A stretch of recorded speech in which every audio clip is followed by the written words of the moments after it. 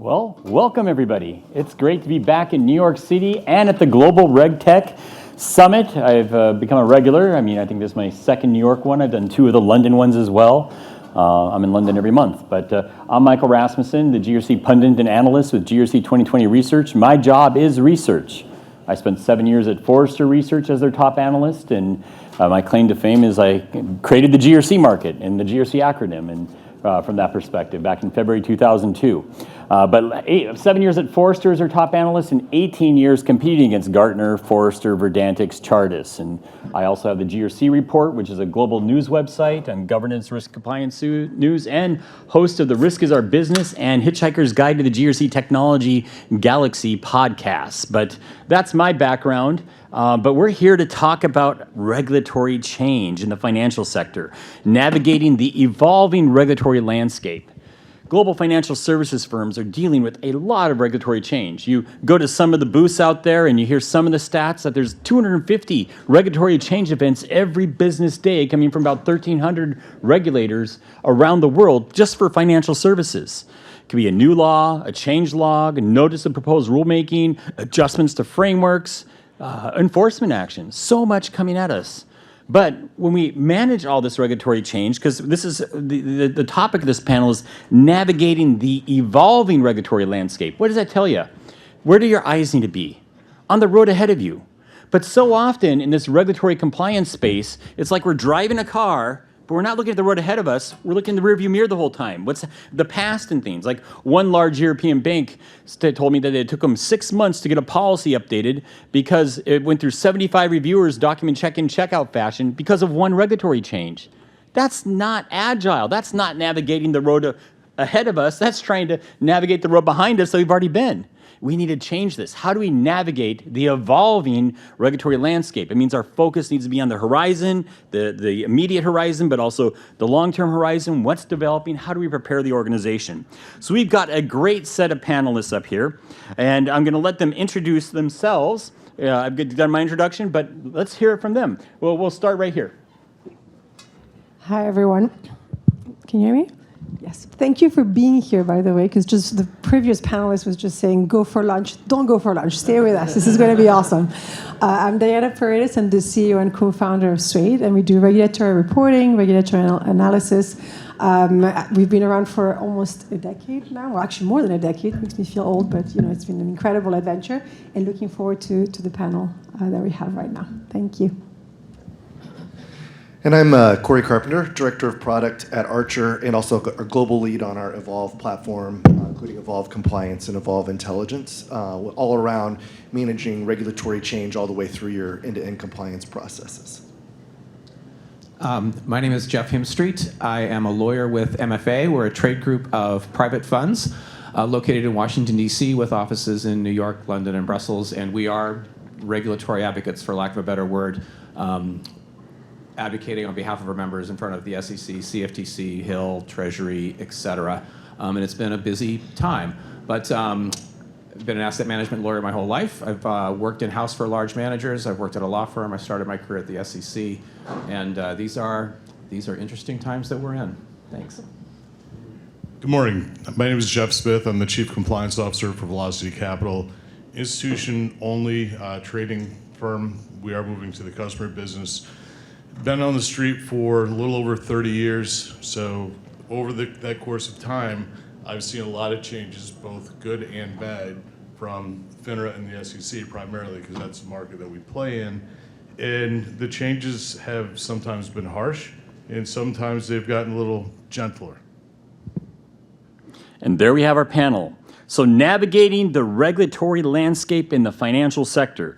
Regulatory change is accelerating. Not only is it accelerating, but there's also uncertainty. I was just talking about that. It's not just the volume of regulatory change, but we have deregulation as well, and there's a lot of the uncertainty out there that we have to navigate in our environment. And so with that, institutions are under constant pressure to adapt. Today we'll explore how compliance and finance functions, risk functions are evolving, how technology is reshaping responses, and how organizations can strike the right balance between caution and competitiveness. So we heard our panelist introductions. Let's start with our first theme of the day, shifting compliance strategies. How are financial institutions adjusting compliance strategies to deal with the accelerating pace of regulatory change? And I'll add that word uncertainty in there, the regulatory uncertainty. And what challenges do you see in this transition? Jeff, would you like to lead us with that? Yes, absolutely. Quite frankly, the easiest way to navigate compliance is learn how to dance and dance fast. Because things do evolve very rapidly. As I said, some for the better, some for not. But I think really one of the biggest challenges is balancing the internal needs and wants versus what the regulators are asking for. And that's going to look much different from a large firm perspective or a small firm perspective. I work for a small firm. I have worked for larger firms. They tend to be very siloed, competing profit centers, competing priorities. Maybe everyone wants, technology A, but someone else feels strongly about technology B. So that exacerbates the process in your speed to market. And I think that's where a lot of firms fall behind the 8 ball, is because they spend too much time talking and thinking and less time doing. That's not to say that you shouldn't be deliberate in the decisions that you make, but you have to be able to make the decision before the next regulatory change comes down the road. And you also have to look at the current regulations and are there competing priorities within the regulations, because I've seen that before as well. So we've all heard the tone at the top. And the tone at the top is very important, but it's not only the tone, it's also the wallet. So everybody agrees, hey, this is great, we need to do this. Oh, it's going to cost us $50,000. Well, my comeback to that is, how much is it going to cost us if we don't do it? Reputational risk. Compliance officers are being put on the hook for firms that decisions have been made. Historically, compliance officers were kind of hands off because we're seeing is doing our best efforts. So with the regulatory changes, that is a little bit long-winded. We're moving into a customer-centric model. We're still keeping the institution, but one of the biggest things that we had to solve for was the trade analysis. And we're looking to move into an AI-based model because we may have traders in China that, with communications these days, they may be, bad word, colluding with somebody from Texas, right? So if you're not picking up on those trade patterns, then you could be in a lot of trouble. So I really, and I don't know how much time I have, but my biggest thing is get to know your regulators. Your regulatory coordinator, I've had them in the past where they were just an absolute nightmare to work with. With FINRA Forward that came out earlier this year, they said that they're taking a kinder, gentler approach. So, and that's what I have noticed. Not from the SEC, sorry about that, but the SEC is the SEC, and I don't think they're ever going to change. It's like we're the SEC, we can do whatever we want. FINRA's taking a different approach to be a little kinder and gentler, working with you. You can actually, they're almost working in a consultative type role and kick the tire on all the technologies that's out there. I've seen some vendors out there that I said there's no way I would ever use them for whatever my own personal reasons were. And there's some vendors that are like, if it's between A and B, I use B, and I can't recommend it highly enough. So communication, I think that's key, especially with the regulators. Your internal partners, you gotta be able to sell it inside as well. Make sure that you have the buy-in from the top. And I'll just leave it with this. Larger firms, we all know, are very siloed. So it could take 2 to 3 weeks just to get the right people in the room to have a meeting. My firm, I pick up a phone call. I have everybody down from our chairman to C-level positions all across the board within a week. We all have our takeaways, we have the budget, and we go to town. So smaller firms, less resources, more agility. Any of our other panelists have some thoughts on this? One thing I kind of reflecting on what he was talking about there, a lot of people are embracing AI. I'm going to talk about that, I think, here a little bit later. But I think one of the key pieces is always like the data quality in order to make use of AI. So when you're thinking about this from a standpoint of getting all that buy-in. I think once you have that, the execution was starting with a small set and making it successful, and then expanding that out larger is really key to being able to do this well. Because what we've seen is a lot of the data structures, when you start globally, their controls are a mess or various things are a mess, so there's not a way to utilize technology in a way effectively as you would like to. Which would then bring about disparate systems. Where do we see the biggest execution gaps as well? Biggest execution gaps from my perspective as we move into the customer-based business is really in the trade surveillance. There are a handful of companies out there that are good at trade surveillance. I've never seen one technology firm that hits the nail on the head across all product lines. So if you have the underlying process to look at trace reporting versus oats reporting, FX versus futures, whatever the case may be, the system that sits on top, AI if you will, needs to look at everything across the board, say, okay, maybe we're seeing a pattern in our equities trading, but we're also seeing the same types of patterns in our fixed income trading. Not really a great example, but I think you all know what I'm getting at, is that you could have a bad actor here, and if the fixed income people don't know about it, and the equity people don't know about it, you could have somebody running dual strategies that are basically, I get cherry picked on one, I'm going to run with the fixed income instead. Well, just to add on to that, one of the challenges that we have in this sort of the current state of the industry is consolidated a lot. And that means that firms will acquire another advisor, and for some period of time, that time can measure into decades, we'll be working on sort of dual systems. So you will have, client trading records here, client trading records there, and until you can look and manage and harness all of your data, surveillance is going to be incomplete and kind of fraught with errors and peril. Great. Just to add a little bit on the execution risk overall as well, from my perspective, we're in a RegTech conference, we're trying to marry regulation and the regulatory problems with technology, and there's definitely an execution risk in how we are upskilling our industry. And I think that when you see the evolution of technology over the past 10 years, there is a reality that the industry and the individuals that work in it are not necessarily being trained, I would say, to really manage the reality of what's coming our way when it comes to things like Gen AI and that kind of tooling. So I think overall, for me, the biggest execution risk is really not getting people up to speed as to what's happening in RegTech and other technologies. So we covered the shifting compliance strategies. Now let's look at finance management frameworks. With regulators focusing more on financial stability and systemic risk, in that context, how should institutions out there, like many of you in the room, evolve their finance system management frameworks to stay compliant and resilient? Diane, do you have some thoughts on that? Definitely. Thank you, Michael. I think, I really like the analogy that Jeff was giving about how, in general, we need to all become fast dancers. And the key to dance is really to be graceful under pressure. And it's very important to invest in the things that are, to bite the bullet effectively at a much more strategic level than just trying to band-aid things. So data, I think, is very important. So I think investing in a really good approach to data, really thinking about the vendor solutions that you adopt that don't give you vendor lock-in.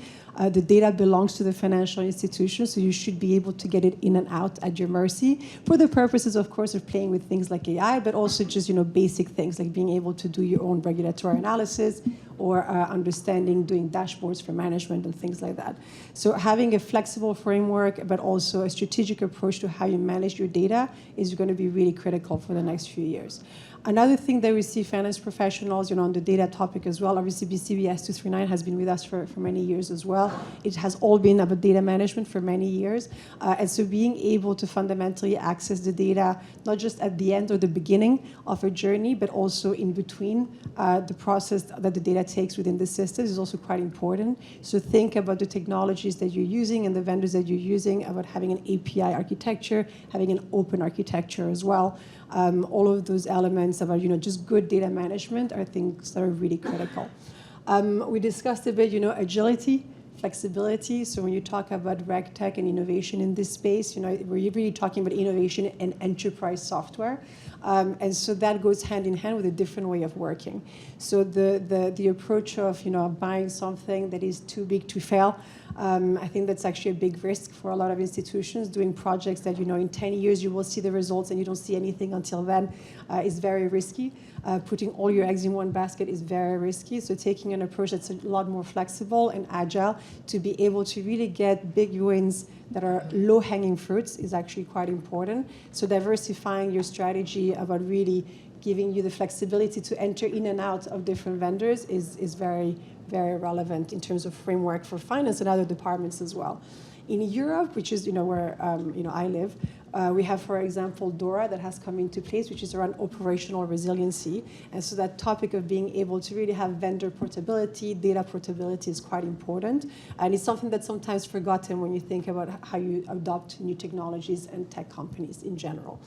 And I would say that the concept of really agility also goes hand in hand with the reality that regulation changes all the time and continues changing. So that's also why it's very important to be in an approach and in a mode of working that allows you to change how you work, to look at results quickly in projects, to MVP things, which is kind of the way that we think about things in technology companies, rather than getting yourself in a position where you can't really analyze over the course of a project really the results of a project.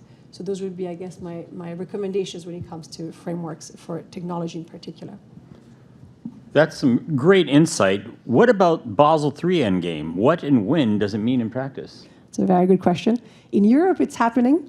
In the US, it's delayed. And it's been delayed for a few years and postponed, I guess, for a few years. But I think the principles, obviously, behind Basel are, they still stand and are very important. If you think not too long ago about the failures that we had with, Silicon Valley Bank, for example, they come from not really understanding what is in your books. And so a lot of the things that are recommended, they're just good to do. Thresholds obviously might be changing in the not too distant future as well, whether as a bank you have to do certain bits of reg reporting and not. Even if you don't have to do it, they're just good things for a bank to have. And so Basel III is happening. And it is about good governance and financial stability more broadly, and when it varies from one country to the other. But I think that the reality is that financial institutions should just have their own agenda and basically try to comply to things that are just good sense when it means thinking about your leverage ratios and your liquidity, really being able to look at that bit of data intraday. Working with technologies that are performant to be able to really manage and process hundreds of millions of records and giving you that view is going to be key, because that's also how the regulators are looking at it. And independently of what happens with Basel III, this kind of approach of instantaneous view on data is going to continue being predominant across the industry. If I could just jump in. And so oftentimes the non-bank counterparty will say, I'm not a bank. I don't care about bank capital. I don't care about Basel III. Adopt it, don't adopt it, it doesn't matter. I'd suggest that from the private funds or the non-bank counterparty's perspective, that's a little short-sighted, because on the one hand, you are indirectly affected by that bank's capital picture. And you should know what your bank counterparty's general capital looks like, because if they're experiencing capital problems, it's going to come out sideways towards you in the form of higher margin rates, higher collateral, less flexibility around settlement that might take too long. In addition to that, I think just as a matter of sort of good risk management hygiene, non-banks are looking at, well, okay, banks have to think about liquidity. We should think about it too. The Form PF, at least today, Question 43 requires private funds to conduct stress tests, to come up with shock scenarios and apply them to their book, and what does that look like? Similarly, banks, as a result of the stress tests, are now having to look at, okay, if your top 5 largest hedge fund counterparties default, what does that look like for bank? And so banks and non-banks, because they trade together constantly, what happens with Basel III, that will affect the bank-non-bank trading relationship. Excellent. I think just to dovetail on that, moving away from financial institution, We need to do the same thing with our technology provider, because we may be very heavy in ABC technology, but if we're not monitoring them in their overall health, the product is going to fail eventually. Your data may get lost. I've had that happen before. Somebody goes out of business and, okay, I want my data. Sorry, it's not there anymore. We got rid of it. So it's really checking on the health of your service providers as well. And just because the SEC dropped the outsourcing rule, that doesn't mean that vendor management doesn't apply. Of course it applies. And what access vendor has to your data, if you're giving data to vendor, if you're giving PII to vendor, there are sort of escalating hierarchies of not only diligence and oversight, initial, ongoing, but also, do you need to do a hack of their systems, a friendly hack, to see what their cybersecurity infrastructure looks like? And these are things that I suggest that managers have been subject to forever just by virtue of being a fiduciary. So simply because the SEC said we don't care about the outsourcing rule per se does not mean that we are not without obligations. Can I just add to that? I think that the concept, right, that the data is locked in, it's fundamentally the data of a financial institution. So in the process of negotiating SLAs as part of procurement with any vendor, you should be demanding, right? You should be saying, this is my data, if I want it back out, or if you guys go bust, what is actually happening to it? And so that's something that you see very often being almost, really not understood in the process of even negotiations. The data belongs to you. It belongs to financial institutions. It's your job to be able to get it in and out. That you actually can get fined for not being able to do that. And so be demanding with the vendors. You should be able to get that data for free. You shouldn't be charged to get your data back. Interoperability, being able to access things via APIs, open architecture are just the minimum standards we should be demanding as an industry from every enterprise software vendor. And that's something that you have the opportunity to negotiate when you're negotiating the agreement before onboarding. It gets increasingly difficult afterwards to negotiate that. But no relationship lasts forever. And when you go into a relationship, you need to think about how to get out of it. And when you think about how to get out of it, you need to think about what does provider number 2 look like and how long is that transition going to take? Because your obligations don't change or diminish just because you fired vendor. Excellent. So that brings us to the topic of technology. We're all using technology. If you're using stone tablets and chisels, that's technology. If you're using pen and paper, that's technology. If you're using documents, spreadsheets, and emails, that's technology. If you're using many of the solutions out there, and with a couple of our panelists there, that's hopefully a much better form of technology. Yeah. We're all using technology. So let's talk about technology. Compliance teams can't scale with people alone. We have RegTech and AI. We have the world of agentic AI, and I'm getting a lot of interactions and even on building digital twins of the financial services organization and modeling regulatory change and its impact on processes and services and things and products within the financial services organization with regulatory change. There's a lot coming at us and a lot developing, what I call GRC 7.0 and GRC Orchestrate. This stems back to work I've done with Ian Hollowbred when he was at ING Labs and was the Chief Operating Officer for Digital Innovation at ING Bank. He came up with that term, GRC Orchestrate, and how do we build this? Now, this has evolved even further with this world of agentic AI and all these things coming at us. So how are we positioning technology as a game changer? What's hype, what's real, and where are institutions seeing actual impact today? So for our panelists here, how are financial institutions leveraging RegTech and AI to adapt to regulatory change and improve compliance processes? Corey, I heard a lot about this last week in Chicago at the Archer Summit. Why don't you lead us here? Yeah, no, thanks a lot, Michael. So I think if you break it down from the process, there's so much opportunity because you've got a vast data set, you've got well-structured data. So first of all, thinking about reducing the noise. We're inundated with information today, all kinds of information coming out all the time. So being able to say, okay, here's what I do, and here's where I operate. Let's take that down and get 90% of it down to the 10% that really matters to me. This is what I have to be in compliance with. And then from there, it's further analyzing that. So not everything that you're seeing is an actual obligation, or maybe it's an obligation, but it's not relevant to you inside of there. So now being able to say, okay, I've taken down, I'll reduce the noise to what's relevant. Now, even inside of that, said, okay, what's specifically relevant? I think an important piece of utilizing AI for this, which is the only way to scale it, is you have to have explainability. So you want, when something is relevant to you, you want to understand, why did the AI say it's relevant? How confident is it? Is this an obligation? How confident are you that this is an obligation that I have to meet? So then the next piece, which I think is really exciting and something that we've chased for a while, is really marrying that down into your operations and operationally. So, okay, this is an obligation for this type of work that we're doing. Here's the business units it applies to. Do they have controls? I can trace that obligation down to the actual control and policies that I have in place. So now I have this global obligations catalog that has all my obligations externally, all my obligations internally, because those matter too. I'm signing customer contracts, supplier contracts, other things. I got to make sure that that's all in harmony, which is an easy thing to get left behind before. But again, AI allows us to scale that. Of course, having a human in the loop to review that. Okay, these compliance objectives map to these policies. Okay, this, something changed here. Now I need to update my policy internally. And then going down to the compliance testing, looking for ways to automate those controls. Okay, what controls are good candidates for automation, and with that, then managing the change of it all. So this is what this regulation said on this date. This is what the control is that I had. Here's how I tested it, and it worked.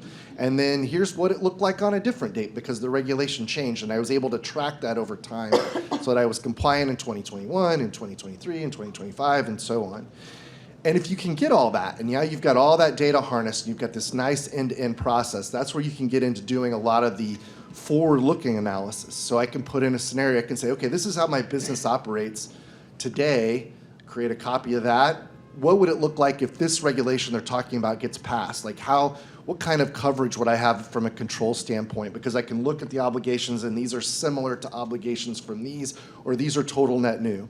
Or maybe I want to look at a merger or acquisition. Okay, I don't do these products and services today, and I operate here. Let's say I wanted to look at something else that does maybe something a little bit different or operates in a slightly different location. How well is my company prepared for that? Like, what would that cost me? And so if we can move things where we kind of reduce a lot of this friction, still obviously keeping humans in the loop to reduce errors and ensure that everything's working, now we can start thinking on strategic things. What are the costs of my controls, other stuff, so I can really understand the ROI on doing this particular maneuver or responding to this regulation. So all that stuff, kind of long-winded, but there's so many opportunities for AI and automation to help streamline this process. It's historically been very manual and also error-prone, depending upon how good your analysts are. Diane, I think you have some input into this too. Definitely. I think it's important. This goes back a bit to the whole upskilling conversation because you were asking, is it hype or is it real? There's a lot of hype. There's good, real examples out there as well, and there's a lot of opportunity, definitely, when it comes to AI and how we leverage that kind of technology in our space. The main problem that you find in RegTech, really leveraging AI as powerfully as we would want it to as professionals, is really the reg piece of this, right? So regulations, supervisors, regulators, they don't want 90%. 90% is not good enough. You get fined. There are very dire consequences for getting just 90%. So this is where the human in the loop is very important, as Corey was mentioning. And the understanding from the professional side to really get what's hype versus not is also very important. So the faster way to adopt this kind of technology is for the professionals, the people who actually have to do the job, whose name are on the attestations, to really understand what this technology can and cannot do. In our work at Suade, we've been leveraging of machine learning and NLP for many years. It's been an example for the World Economic Forum as a good example of where these technologies are being used. But is that really more automation, or where is the line really with AI? And when you talk about Gen AI, there's also a whole other suite of things to consider. So I think in reg, you have to kind of almost, have I think for compliance, professionals and accountants and finance professionals, it's not too hard to do that in terms of being skeptical because it's kind of your job, you're risk averse by nature. So it's important to go with open eyes, and that can only really happen if you upskill yourself and understand about the potentials. There's a lot of potentials in horizon scanning, a lot of potential in forecasting, a lot of potential in the way we basically process data within our industry. But again, when it comes to AI and data, it's very important to understand that we won't unlock the power of it unless we have data standardization, unless we have clean data, unless we demand from the regulators publishing standards and the way that they publish regulation to be machine readable, to be able to turn regulation into code is something that we do every day, but we have to go through so many steps than necessary if the format in which the regulation was published was much more digestible. So a lot of work to do, but a lot of opportunities for sure. Yeah, absolutely. And I think, there's so much there. When you get into data quality, I kind of mentioned, hey, I want to see what controls do I have for a particular application. If your controls aren't well written or they're scattered across systems or whatever, that becomes more and more difficult to do. So kind of echoing on that.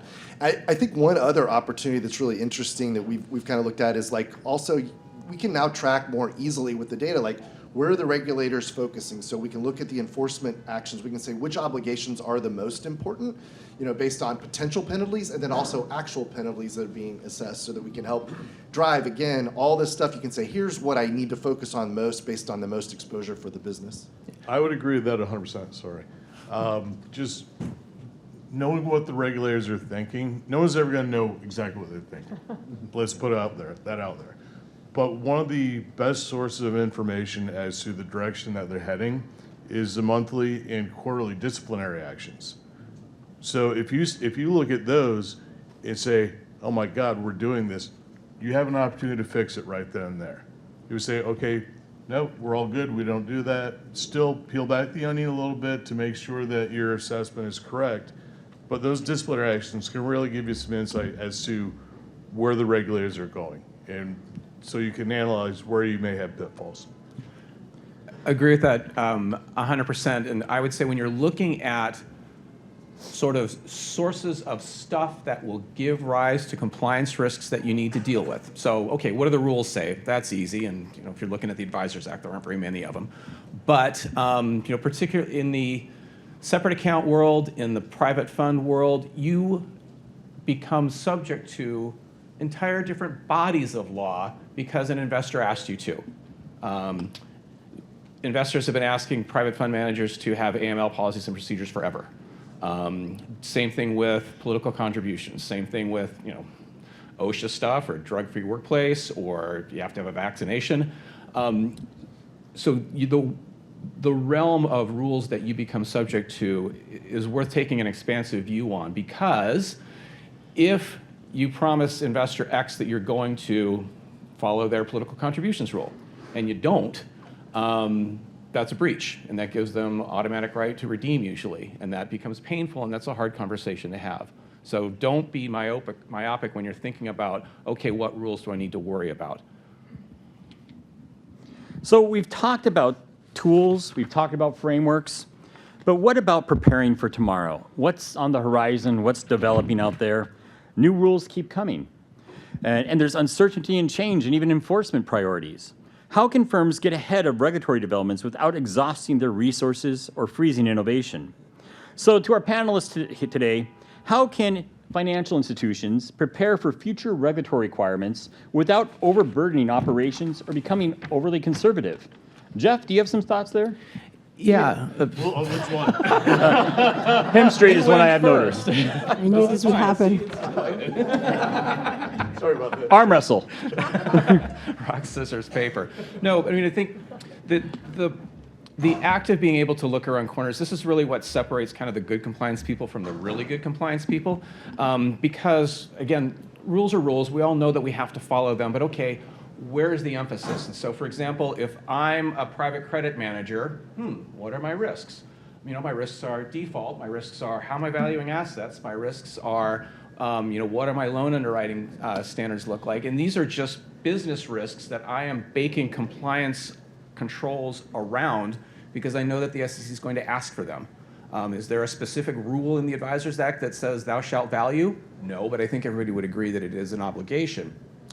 I think in terms of what the future looks like, I think of old school compliance as you have this library of policies and procedures that sort of comes down from Mount Sinai and says, here, business, do this. And then trying to build processes around meeting those procedures. And I think the compliance of today and the compliance of tomorrow is, and I think this is the theme of the panel, look at your data, make sure that your data is in order. If you have good data, I mean, know where it lives, and then you can build compliance around that data to meet your regulatory obligations. And then extra credit, and the thing that's going to save your firm is, okay, what kind of risk metrics can we look at around this data? And so that gets to having scalable, flexible, interoperable data sources. And when you move away from kind of a rigid, marketing rule says X, we must do Y, to, okay, these are things that we're sharing with clients, investors, and prospects. What are the rules that apply to that group of data? This is the data that we get from investors and clients when they're onboarding. What do we need to do with that? So let's think about AML. Let's think about trading relationships. And it allows the manager to sort of create compliance programs as a series of modules that talk to each other and that are flexible so that when rules change or when the risk tolerance of the firm changes. So, we're doing a lot more advertising now, so we can't possibly review every single one of them. So what does a decent, reasonable, defensible, risk-based supervisory approach look like for all these marketing materials? And is AI a good use case for that? Yes, but you're responsible for its successes and you're responsible for its failures. So there still needs to be a human, at least today, and probably tomorrow. And so in addition to what does that look like, there's also a human component that you can't really get around, and that is all of the data that you're managing and that you're building compliance around and that you're running reports against. The compliance person of today needs to understand sort of where that data lives and how to extract data from it. So in a prior life, I was with a large fixed income manager. Our portfolio and risk management system was named after a Disney character. He liked carpets and he did a good thing on Broadway. But the people I within... want to know who that is now. starts with an A. But the people who succeeded within compliance were the ones that could extract information about from this system. And if we were thinking about how we're weighting portfolios, the people who succeeded were the ones that could, okay, what do these hypothetical scenarios look like? And if we put our thumb on the scale over here risk-wise, what does that look like here? And how do we aggregate that across our entire platform so we could feed that up into sort of the larger corporate entity? And being able to do so, you can adjust how much you're sampling, how much you're reviewing, and again, make sure that that data is capable of talking to others. The human component of all of this is that whenever you find exceptions or things, it needs to go somewhere. So your compliance committee, what gets escalated up from there? There's a top of the house executive committee. If you have things that are level 2 or level 3, do you have a valuation or pricing committee? You should. Who sits on that? Where do exceptions from that go? How do issues get escalated and resolved? Because that's critical in terms of being able to actually have your compliance program be meaningful. Because if you have great systems and great processes and great controls, great. But if you're not acting on exceptions with the ability to show your work, you're in trouble. And that gets to be a quick conversation, and it tends to not go very well. If I can add a little bit, obviously we discussed a lot about data, and it is very important because it is that important when it comes to really good technology. Data is the key to a lot of this evolution. Be demanding as finance professionals, as risk professionals, compliance, accounting. Be demanding with your IT departments. There's often this shyness that we have because we're not necessarily developers. I'm not a developer. To really, challenge what's coming from the technology departments. And that's, again, going back to this upskilling conversation. But we have seen over the past few years there being a lot of power in fundamentally demanding internal SLAs between the finance function and the risk function with the internal IT departments. So you're in a position where the regulator is coming back again and again in whatever field you're in, for more data and is demanding for you guys to be accountable for that. So you should be able internally to put that pressure back into the departments that fundamentally own the data. And so that's the only way that they also start translating the demands that you have as professionals into the SLAs they have with their vendors, into the demands that they have in procurement processes, which is very important, as we said, to really train and understand. And then in the upskilling piece, which I know I like to speak about that because as professionals that have been doing this for a long time, I think everyone really gets that there is such a thing as the spirit of the role, right? So Jeff was mentioning that you can look at disciplinary action, you can look at all of these things. When you do this for a few years, what happens is that you get an intuition about what's coming. And so when you think about the younger generation, like the people that are coming, behind us, I'm not sure which letter of the alphabet we're at anymore. If it's Z, I think I'm a millennial still, but I need to check that out. But basically, the critical thinking that as professionals we have developed over many years from reading things that are not summarized by ChatGPT is something that we really need to instill into the people coming into these kind of professions now.